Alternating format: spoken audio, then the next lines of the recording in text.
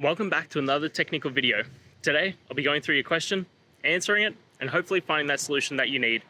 Guys, remember to stay just a little bit crazy, just like me, and hopefully find that resolution you're looking for. Now, let's continue on to the video.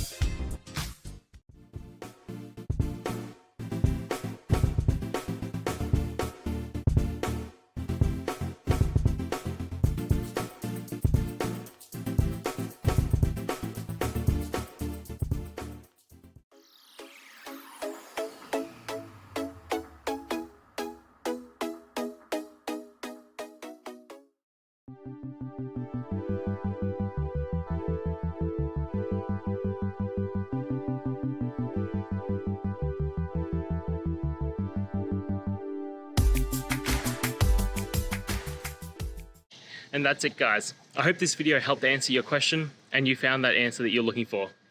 Now, please hit subscribe if it helped. I really appreciate it. And I'll see you next time on another one of these videos. Cheers.